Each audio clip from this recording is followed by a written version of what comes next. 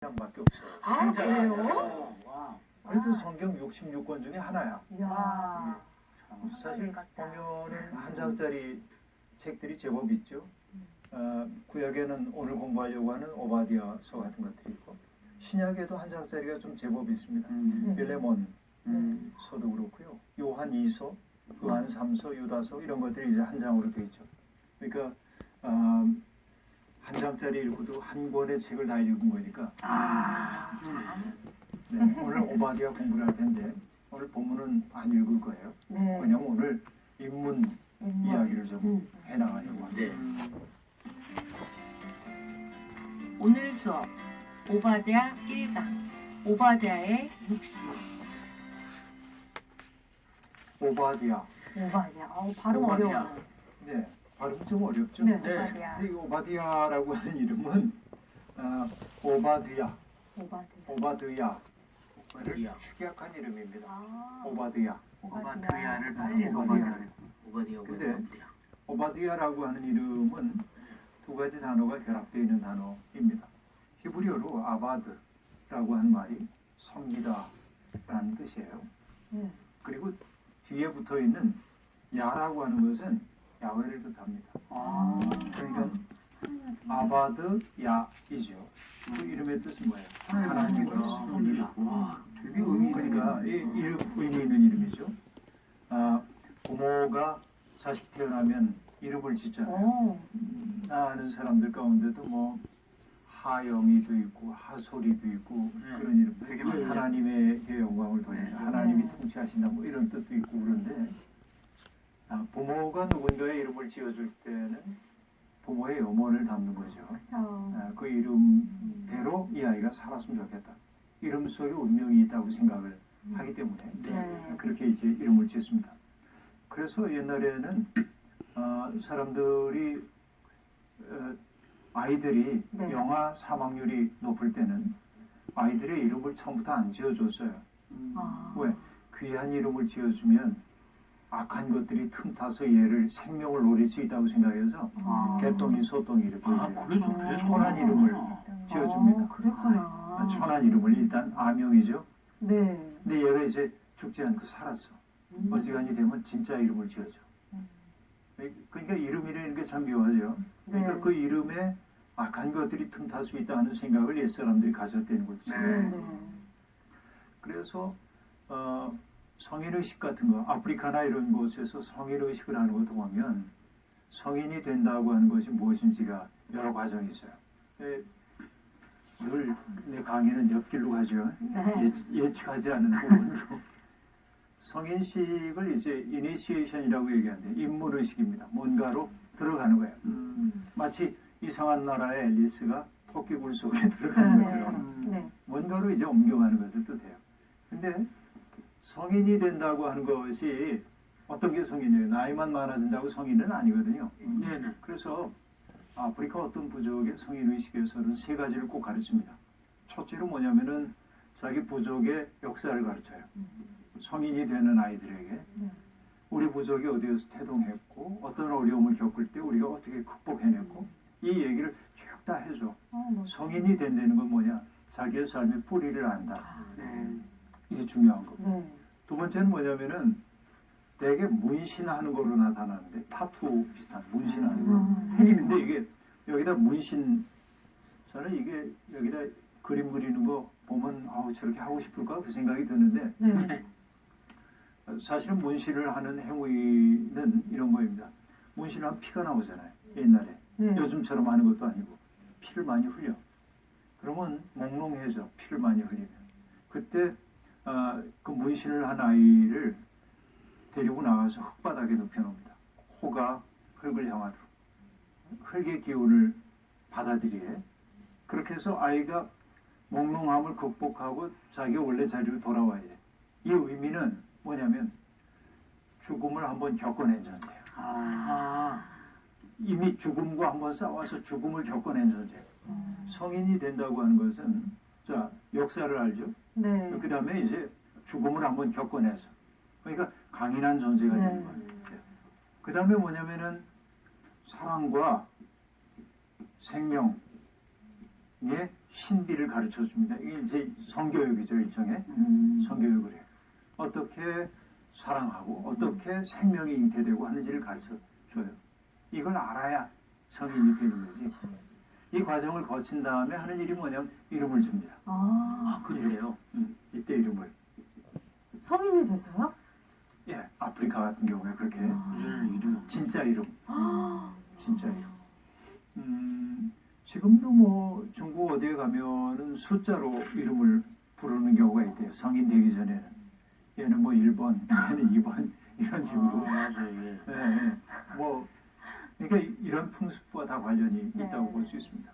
근데 어쨌든 태어나는 생명들은 소중하기 때문에 이름을 지어주는데 좋은 이름이죠. 네. 오바댜. 네. 즉 하나님을 섬기는 사람이 되어라. 그런 의미입니다. 그런데 오바댜서가 짤막한데 오바댜가 우리에게 들려주고 있는 이야기는 주로 소재가 되는 것은 에돔에 대한 심판 선언입니다. 에돔. 그러니까 대개 예언자들은 어디에 부름을 받냐면 유다나 이스라엘의 심판을 선언하기 위해 부름을 받거든요. 네. 근데 이 오바댜만큼은 여호와께서 에돔을 심판하실 거라고 얘기해요. 이스라엘 얘기 안 합니다. 거의. 이스라엘의 이제 회복에 대한 이야기는 하지만 이스라엘에 대한 심판 이야기는 하지 않아요. 이게 이제 하나의 특색이라고 볼 수 있습니다. 왜 그러냐면 여러분 북왕국 이스라엘이 어떤 나라에 의해 멸망하죠? 기억나세요? 아시리아. 아시리아에서 주전 722년에 아시리아에 의해 북왕국이 멸망합니다. 그리고 남왕국만이 위태롭게 명맥을 유지해 가고 있다가 아시리아를 물리치고 등장했던 바벨론이라고 하는 나라에 의해서 주전 587년에 남왕국도 망하게 됩니다. 그러니까 나라가 완전히 좀 망해요. 남북 왕조가 이제 사라지고 마는 것이죠. 그런데 이 남아국 유다가 멸망당할 때 네. 여러분 국경을 맞대고 있는 나라들끼리 평화로운 나라가 별로 없거든요. 그렇죠. 요즘 그 EU 국가들, 유럽의 국가들은 참 특이한 거예요. 가봐서 아시지만은 여러분 나라와 나라 사이 지나가는데 뭐 여권 보장 얘기도 안 하고 네. 그냥 여기까지가 뭐 스위스입니다. 여기부터 오스트리아입니다 하는데 그냥 넘나들잖아요. 그렇죠. 국경 없이. 다리로 그냥 왔다. 네, 이게 그래요? 네, 뭐 독일, 프랑스 가는데 아무 뭐 보장 얘기도 없고 이제 그렇게 이제 됐죠. 사실은 유럽이 2차 세계대전 이후에 전쟁 없이 지금 수십 년을 끌어오고 있잖아요. 이것도 놀라운 일이라고 볼 수 있습니다. 네. 근데 어쨌든 국경을 맞대고 있는 나라들은 이해관계 때문에 그죠. 갈등의 역사를 빚어옵니다. 특별히 그래서 뭐 우리가 이스라엘 얘기할 때도 에돔이니 암몬이니 모압이니 이런 나라들하고 늘 갈등 관계 속에 있습니다. 블레셋이나 그렇죠. 네. 특별히 에돔도 마찬가지인데 남왕국 유다의 그러니까 남동쪽 거기에 그 에돔이라고 하는 나라가 있습니다. 네. 근데 남왕국 유다가 멸망할 때 이 에돔 사람들이 어떻게 했냐면 형제 국가니까 네.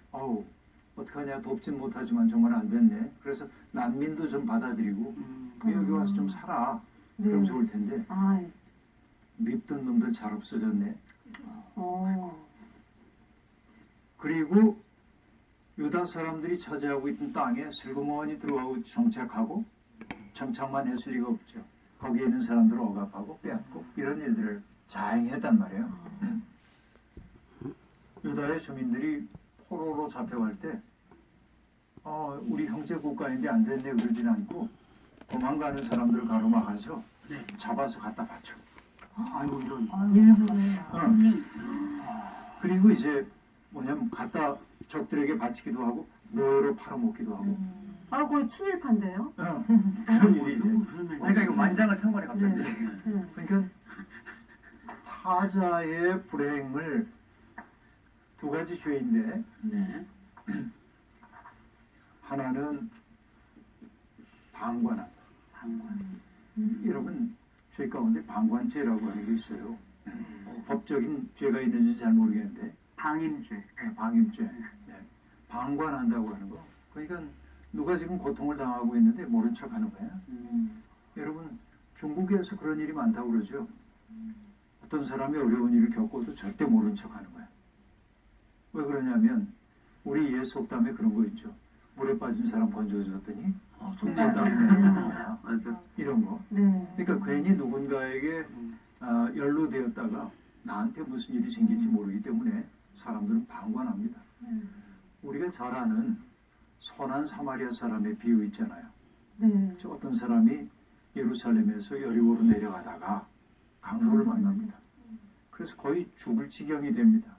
근데 그 현장을 지나가고 있는 사람이 있었는데 누구예요? 제사장과 제사장. 레위인이 지나갑니다. 근데 보고도 못 본 척하고 갑니다. 여러 가지 이유가 있었겠죠. 핑계. 저기 지금 가서 해야 할 일 많아. 그리고 저 사람 죽었는지도 모르는데 내가 부정. 제사를 바쳐야 하는 사람인데 부정하게 되는지도 네. 몰라. 그러고 이제 갑니다. 핑계는 있는 거죠. 음. 그렇게. 그런데 사마리아 사람은 서슴없이 다가갑니다. 그리고 그의 몸에 손을 댑니다. 그렇죠? 그리고 포도주로 상처를 씻어주고 그리고 자기 나귀에 태워 여관으로 데리고 갑니다. 자, 이 본문을 놓고 마틴 루터 킹 주니어 목사님은 이 두 부류의 행태를 이렇게 설명합니다. 제사장과 레위인의 사고 방식은 뭐냐? 우리가 저 사람을 도와주었다가 나한테 무슨 일이 생길지 몰라. 관심의 방향이 네 개 있습니다. 네. 근데 선한 사마리아 사람은 이렇게 사고해대는 겁니다. 내가 저 사람을 돕지 않으면 저 사람에게 어떤 일이 벌어질지 몰라. 타자에게 관심의 포커스가 초점이 네. 가 있는 것이죠. 그렇기 때문에 나에게 관심의 초점이 되어 있을 때는 도울 수가 없는 거예요. 내 경험 얘기 하나 할까요? 지금부터 한 아마 30년도 더 된 얘기입니다. 30년 더 된 때 얘기인데 인생 처음으로 바바리라는 걸 샀어요. 바바리 코트. 이 프렌치 코트예요. 인생 소위 처음. 우리가 얘기하는 그 유명한 버버리 코트를 샀다는 얘기가 아니고 바바리. 깜짝 예, 놀랐어요. 예, 예. 네. 그런 거 샀다는 얘기가 아니고 그런 형태의 옷을 네. 그것도 이제 아주 싼 데서 그걸 처음 입었어. 아, 전철을 타고 집에 가는데 사람들이 많은데 저쪽에 사람들이 별로 없어. 네. 그래서 숨 좀 쉬려고 그쪽으로 갔더니 어떤 상황이 벌어진 거예요. 어떤 상황이냐면 어떤 사람이 술에 취해가지고 네. 아, 네. 다 토해놓고 아이고. 아하. 예. 토하지만 않고 거기에 뒹굴었어. 아이고. 그러니까 뭐 냄새 뭐 이러다 말할 수 없어. 어디 부딪혔는데 피도 나요. 그러니까 사람들이 다 이렇게 이제 멀리 냄새 나. 보고 있습니다. 이제 내 마음 속에서 이렇게 야 가서 도와줘. 나 스스로 속에서 그렇게 얘기하는 거야. 도와줘야지. 너 목사잖아. 네. 하지만 너 오늘 코트 처음 사서 입었잖아. 버릴지도 모르는데 도와주면 내 속에서 또 다른 소리가 아, 네. 그렇게 얘기를 하는 있어요. 맞아요. 몇 번 망설였어요. 근데 결국은 내 속에 있는 너 목사잖아 이 소리에 내가 졌는데 가서 그분 돕고 그분 전화번호를 알아봐가지고 집에 사람들 나오라고 하고 또 거기 모시고 가가지고 씻어드리고 이렇게 이제 해서 인계하고 돌아갔는데 내 옷은 엉망이 됐고 그렇게 산 아, 네. 첫날 그때 내가 느낀 게 뭐냐면 좋은 옷을 입으면 누굴 도울 수 없다.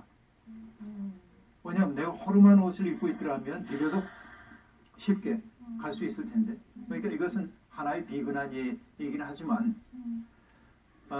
내가 귀한 것을 누리고 지낼 때 사람들에게 서슴없이 다가서기가 정말 어렵구나. 그 생각이 이제 그때 30여 년 전에 내게 들어왔어요. 그래서 난 비싼 옷 안 입으려고 애를 쓰는데 언제든 그런 상황이 벌어질 수도 있기 때문에 그런 것인데 그러니까 죄 가운데 큰 죄 가운데 하나가 방관하는 죄입니다. 누군가가 어려움을 겪고 있을 때 그 어려움 겪는 존재는 왜 내 앞에 있냐면 하나님이 나보고 도우라고 나를 그 자리에 세워놓으신 거거든. 근데 우리는 모른 척 수수방관합니다. 사실 험한 세상이기 때문에 어떤 그 폭력이 이루어지는 현장 이런 데서 개입한다는 게 여간나 어려운 일이 아닙니다. 네. 위험하기도 하고. 그럼에도 불구하고 우리는 방관하지 말라고 하는 부름 앞에 서 있는 거죠. 근데 이 에돔은 어떻게 했냐면은 형제 국가인 이 유다인들이 어려움을 겪을 때 방관합니다. 방관만 하지 않고 더 나아가서 적극적으로 약탈을 하는 행위를 한 거죠. 이 행위가 하나님 보시기에는 악한 일로 네. 보이게 된 겁니다. 사실 이 에돔이라고 하는 나라는 큰 나라는 아닙니다. 남북으로 한 120km, 서울에서 대전 조금 밑에 가면 120km, 아니 대전이 더 되죠? 200km 그렇게 되나요? 전 잘 모르겠어요. 대전보다는 좀 가깝네요. 아우 작다. 그리고 동서로 한 30km 음. 이 정도인 비교적 작은 나라입니다. 근데 이 나라가 부유해요. 왜 부유하냐면 메소포타미아 문명권하고 이집트 문명권 사이에 교류가 일어나고 있는데, 그렇죠. 문명이 다르니까 서로 생산하는 것들 다르고, 그래서 상인들이 오가면서 무역을 해요. 근데 이 상인들이 지금처럼 뭐 차나 이런 게 없으니까 짐을 어디에 싣고 가냐면 낙타에 잔뜩 싣고 다니는. 근데 낙타에 화려하게 실린 그 물건들이 왕의 행차처럼 보여. 그래서 대상들의 무역로를 뭐라고 하냐면 왕의 대로, 킹스 하이웨이래요. 왕들이 다녔다는 얘기가 아니고 왕이 행차하는 것처럼 보여. 그러니까 이 에돔이라고 하는 나라를 왕의 대로가 지나갑니다. 그러니까 상당히 무역이 활발하게 이루어졌던 것임을 우리가 알 수 있는 것이죠. 그 땅은 에돔이라고 얘기를 했는데 에돔은 붉은 땅이라고 하는 뜻이죠. 실제로 가보면 산화철이 많기 때문에 그런지 붉어요. 모래도 와드룸이라고 하는 지금의 요르단에 있는 광야지대에 가보면 모래들이 붉은 게 납니다. 전부. 그래서 우리가 에서가 털이 많고 살빛이 붉었다고 얘기했는데 에돔은 붉어 진짜로. 그런 땅입니다. 근데 이 에돔을 일컫는 다른 말도 있는데 세일이라고 얘기하게 돼요. 세일. 세일. 세일이 아니고 세일이에요. 사실 이것은 아라바의 동편 비탈 지역을 뜻하는 장소의 명칭이지만 에돔을 일컫는 다른 이름이기도 합니다. 세일이라고 얘기하는데 나무가 울창한 땅이라는 뜻이기도 해요. 근데 어쨌든 가까이 있는 나라들은 친밀하게 지내야 함에도 불구하고 때로는 친밀하지만 때로는 갈등 관계 속에 있는 것이 성서에서는 누구의 얘기로 등장하냐면 에서와 또 누굽니까? 야곱의 이야기로 등장합니다. 그죠? 그러니까 에돔의 조상은 에서. 그러니까 뿌리를 거슬러 올라가면 둘은 형제 국가입니다. 현실적으로 에돔과 유다는 이스라엘은 싸우고 있지만 뿌리로 거슬러 올라가면 함대에서 나왔어요. 성경이 우리에게 들려주고자 하는 얘기는 그런 얘기입니다. 우리가 지금 현실적으로 싸우고 있지만 거슬러 올라가면 우리 함대에서 왔어요. 우리가 평화를 이루어야 돼. 그 얘기를 하는 거죠. 그 얘기입니다. 에돔은 금방도 얘기했지만은 농사를 주로 지은 나라이지만은 무역이야말로 제 부의 근원이고, 특별히 아까 붉은 흙이라고 얘기했죠. 붉은 땅, 구리광산이 많아요. 구리광산. 강대국이죠. 그럴 가능성이 충분히 있는 곳입니다. 쇠가 많고요. 그러다 보니까 부가 차곡차곡 쌓이니까 이스라엘보다 왕정 제도를 일찍 시작합니다.